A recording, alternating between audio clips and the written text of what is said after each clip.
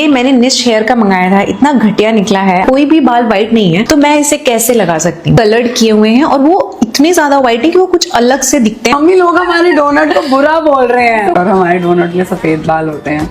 Mummy ने बोला you better be nice. थप्पड़ से डर नहीं लगता साहब, 1 स्टार रिव्यू से लगता है। कोई भी ब्रांड सस्टेन नहीं कर सकता अगर वो अपने कस्टमर्स को ही मॉक करना शुरू कर दे instead of valuing their feedback. And recently Nish Hair, जो कि actress entrepreneur Parul Gulati own करती हैं, उन्होंने यही सेम चीज सीखी है but in a hard way. तो today we are going to talk about कैसे एक स्मॉल कस्टमर कंप्लेंट से पब्लिक पीआर स्टॉर्म बन गया और जो इतना ज्यादा टर्न आउट हो गया कि एक ब्रांड के प्रोफेशनलिज्म एंड एम्पैथी को क्वेश्चन किया जाने लगा। तो क्या ये एक मिसअंडरस्टैंडिंग थी, एक मार्केटिंग मिसहैप था, या फिर कोई कैलकुलेटेड स्टंट था जो गलती से गलत हो गया? तो वीडियो में आगे बढ़े उससे पहले एक छोटी सी रिक्वेस्ट है कि चैनल को जरूर सब्सक्राइब कर लेना। सो निश हेयर काफी वेल नोन ब्रांड है, वो wigs, extensions and hair accessories को सेल करते हैं। एंड पारुल जो उसकी मालकिन है, उन्होंने पहले एक्टिंग की है एंड वो सोशल मीडिया पर भी काफी ज्यादा एक्टिव रहती थी, बट जो उन्हें वाइडर रिकॉग्निशन मिला it was after she appeared on shark tank India, जहाँ से उनके सरकास्टिक वे में रिप्लाई करने और इतनी कॉन्फिडेंट प्रेजेंस की वजह से न सिर्फ शार्क्स बल्कि ऑडियंस में भी उनकी काफी ज्यादा पब्लिसिटी हो गई थी, जिससे उनके ब्रांड को न सिर्फ बूस्ट मिला था बल्कि कैसे वो रियल ह्यूमन हेयर प्रोडक्ट्स होते हैं और वो आपको सेल्फ कॉन्फिडेंस प्रोवाइड करते हैं, ये वाली इमेज भी क्यूरेट हो गई थी। बट रिसेंटली एक कस्टमर नेम्ड इशिता ने हेयर डोनट ऑर्डर किया था in a dark brown colour from Nish Hair only, लेकिन जब वो उन्हें रिसीव होता है तो वो ये नोटिस करती है कैसे वहाँ पर व्हाइट स्ट्रैंड्स थे जिन्हें वोव किया गया है थ्रू इट। ऑफ कोर्स वो क्लियरली विजिबल थे और आउट ऑफ प्लेस थे, जिस पर उन्होंने ये कहा था कि वो यहाँ किसी को डिफेम नहीं करना चाहती, वो बस एक फीडबैक दे रही हैं कि उन्होंने डार्क ब्राउन कलर में ऑर्डर किया था एंड उनके खुद के व्हाइट हेयर नहीं है, तो अगर उनके डोनट में वो व्हाइट स्ट्रैंड्स विजिबल होंगे तो वो उसे कैसे यूज कर सकती हैं। तो अभी तक देखकर तो यही लगेगा आपको कि कस्टमर अपना फीडबैक दे रहा है, काफी पोलाइटली पुट थ्रू कर रहा है अपने पॉइंट्स को एंड कुछ भी कंट्रोवर्शियल नहीं है। एंड एग्जैक्टली हो भी यही रहा था। इशिता ने पहले तो निश हेयर को काफी ज्यादा कांटेक्ट करने का ट्राई किया through comments, messages, but according to her उनके कमेंट्स को डिलीट कर दिया जा रहा था एंड कोई भी रिस्पॉन्ड नहीं कर रहा था। एंड आफ्टर फीलिंग इग्नोर्ड उन्होंने रील बनाई जहां पर वो बेसिकली प्रोडक्ट को दिखा रही थी और इशू को एक्सप्लेन कर रही थी। Now the point to be noticed here कि उनका टोन काफी काम एंड ऑनेस्ट था, जिसे देखकर ये नहीं लग रहा है कि वो किसी को डिफेंड करने का ट्राई कर रही हैं। And to add a point उन्होंने ये भी कहा था कि उन्हें रिफंड नहीं चाहिए, बस आप एक्नॉलेज तो करो कि मुझे प्रॉब्लम हुई है। नाउ ये सिर्फ उनका ही इशू नहीं था, काफी सारे व्यूअर्स आए, उनसे रिलेट करना शुरू किया एंड उनकी वीडियो के कमेंट्स में अपने इश्यूज को लिखना शुरू कर दिया। उन्होंने ये बताया कि कैसे उनकी भी सिमिलर स्टोरीज हैं। Now days later Parul Gulati एक रील बनाती हैं। देखो ध्यान रखना आपकी अभी तक चीजें कंट्रोवर्शियल नहीं हुई थी, बट उस रील में पारुल की मॉम भी प्रेजेंट होती है, जहाँ पर कुछ ये कहा जा रहा था, मम्मी लोग हमारे डोनट को बुरा बोल रहे हैं, तो क्यों इतना अच्छा डोनट है बुरा कैसे हो सकता है ये?